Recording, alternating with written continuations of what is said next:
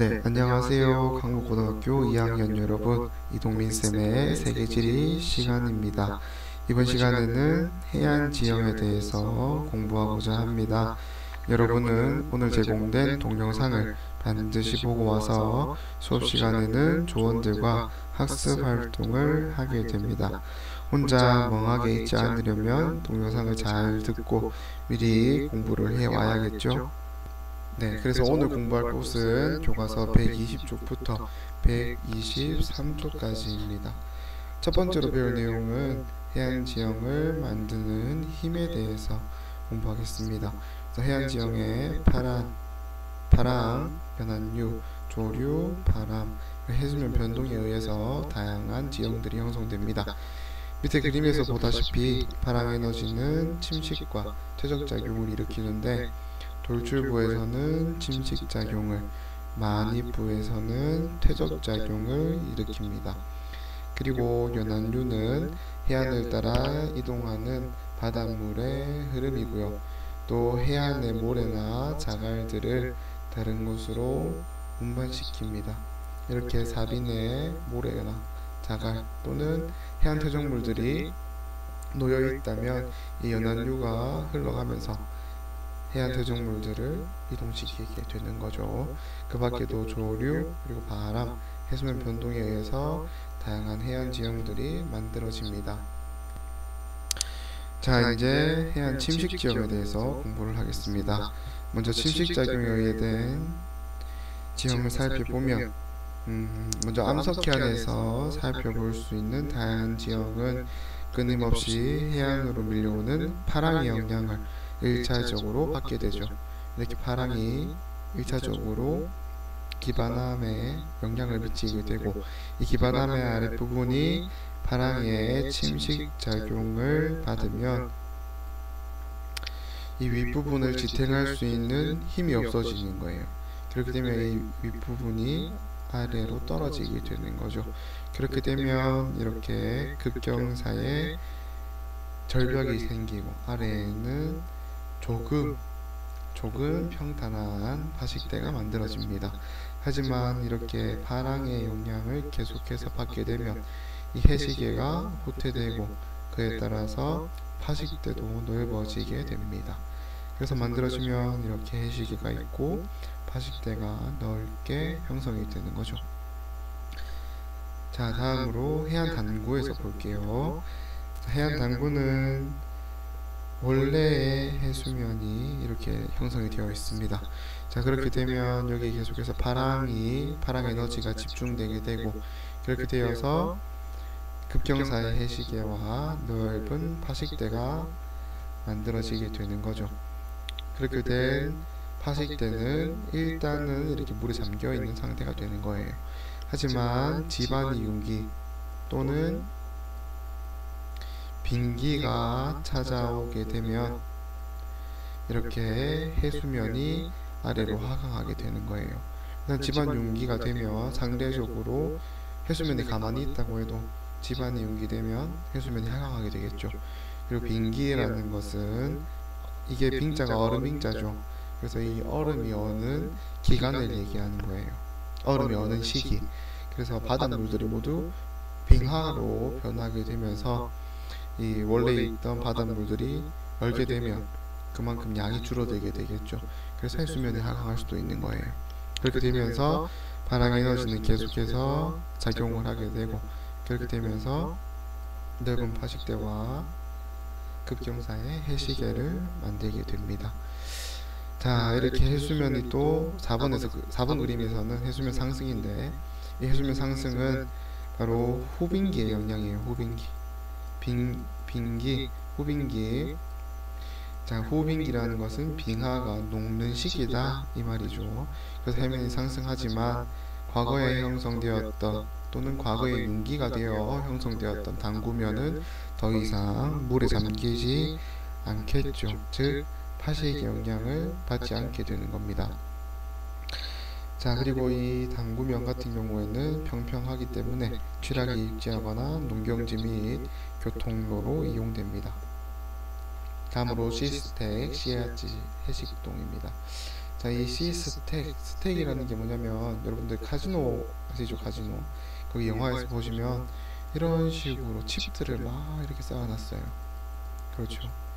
이 쌓아놓은 칩을 부르는 명칭이 바로 스택입니다. 스택. 근데 이게 C라는 거는 이 SEA가 되겠죠. 바다에 있는 이 스택 모양이다. C 스택. 이건 어떻게 했어요? 바다에 있는 돔 모양의 침식 지형이다. 이렇게 되겠죠. 해식동은 파랑의 영향에 의해서 동굴이 만들어지는 겁니다. 자, 이러한 지형들에 작용하는 침식 이름이 바로 차별 침식이에요. 차별 침식. 강한 부분은 남게 되고 약한 부분은 침식되어서 날아가게 되는 거죠. 없어지는 거죠. 그렇게 돼서 차별 침식이라고 부르게 되는 거예요. 자, 우리는 다음으로 해안 퇴적 작용에 의해 형성된 지형들을 살펴보겠습니다. 우리가 잘 알고 있는 이 사빈, 해수욕장인 이 사빈이 있죠. 사빈이. 제가 너무 크게 그렸네요. 죄송합니다. 자, 이 사빈이 있는데 사빈은 주로 만입부에 형성이 되고요. 모래가 파랑과 연안유에 의해 퇴적되어 형성됩니다. 여기서 침식작용을 받은 이 해안의 물질들이 이동을 해서 이렇게 사빈에 쌓이게 되는 거예요. 자, 그리고 이 사빈에 쌓여있던 모래들이 바람에 의해서 뒤로 날리게 되는 거예요. 그 바람이 뭘까요? 바로 바다 쪽에서 육지로 불어들어오는 해풍이 되는 거예요. 해풍. 이 해풍에 의해서 사빈에 있는 모래들이 뒤로 이동을 하게 되는 거죠. 그렇게 되면 사구라는 것이 만들어지는데 이것은 해안 근처에 있기 때문에 해안사구라고 부르는 것입니다. 그래서 이 사구는 사빈에 비해 고도가 높고 또 지반이 안정되어 있기 때문에 이렇게 취락이 입지하게 되는 거죠. 이 앞에 있는 게 사빈, 여기 뒤에 형성된 게 사주예요. 그런데 여기 집들 보이시죠? 집들이 형성되기도 하고요. 그 다음에 여기 이 사빈에서부터 불어오는 모래 폭풍을 방지하기 위해서 취락을 보호하기 위해서 사구에는 방풍림이 조성되어 있습니다. 방풍림이에요. 방이 뭐예요? 방지한다 이런 뜻이죠. 풍은 바람을 방지하는 숲이다 이런 뜻이 되겠죠. 자, 다음으로 이제 석호와 연안사주에 대해서 살펴보겠습니다. 먼저 파랑과 연안유에 의해 해안을 따라 이동하던 모래가 바다 쪽으로 길게 뻗어나가면서 쌓이면 이것이 바로 사치가 되는 사치. 자, 그런데 긴 모래톱이 육지와 평행하게 발달하면 연안사주라고 하고요. 육지와 연안사주 사이에 만들어지는 이 호수가 바로 석호가 되는 거죠. 그래서 이 석호 같은 경우에는 빙하기에 해수면 하강으로 골짜기가 형성됩니다. 즉 해수면 하강한다는 것은 침식 기준면이 아래로 떨어진다는 건데 이 침식 기준면은 침식을 어느 정도의 깊이까지 할 수 있느냐 이거예요. 그런데 원래의 해수면보다 하강했으므로 좀 더 깊은 골짜기를 만들게 되는 거죠. 이 물길을 따라서. 자, 이 호빙기가 되면 어떻게 된다 했어요? 해수면이 상승하죠. 왜? 빙하가 녹으니까 빙하 녹은 물이 바닷물로 유입이 되는 거죠. 그러면서 해수면 상승으로 이렇게 만들어져 있던 골짜기들이 이렇게 침수가 되는 거예요. 침수가. 자, 그리고 또 연안유와 또 파랑에 의해서 사주가 성장해서 석호가 만들어지는 거예요. 이렇게 쭉쭉쭉 성장하고 성장해서 결국에는 이 안에 있는 석호만 남게 되는 거죠. 그래서 여기 그림에서 보는 것처럼 여기는 사빈이죠. 여기는 사구죠. 그 뒤에 뭐가 만들어져요? 바로 석호가 만들어지는 겁니다. 석호가.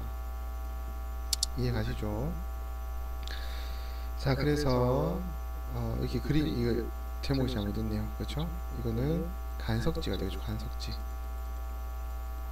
다른 말로 갯벌이라고도 하죠. 그래서 이 펀디만 같은 경우는 캐나다에 있는 건데요.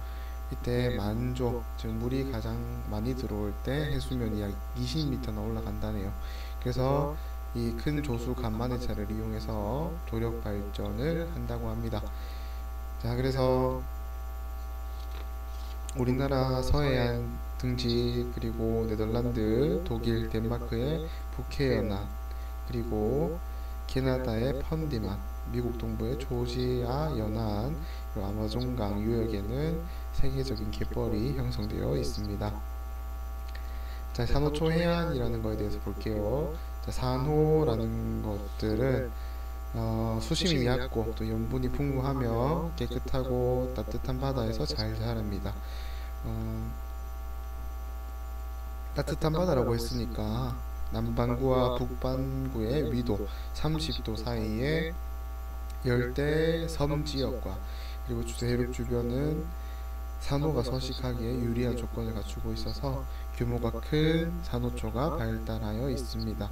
이런 산호초는 여기 이렇게 있는 애들 있죠. 이렇게 있는 애들이 다 산호초예요. 산호초. 네, 산호초들은 여기 집이 있다고 생각해 보세요. 집이 있다고 생각하면 해일이라든지 또는 바람의 침식으로부터 해안을 보호하게 되는 역할을 하기도 합니다. 자, 오늘 이렇게 해서 모든 게 다 끝났고요. 잘 듣고 공부를 해와서 학습 활동을 잘 수행하기를 기대하겠습니다. 수고하셨습니다.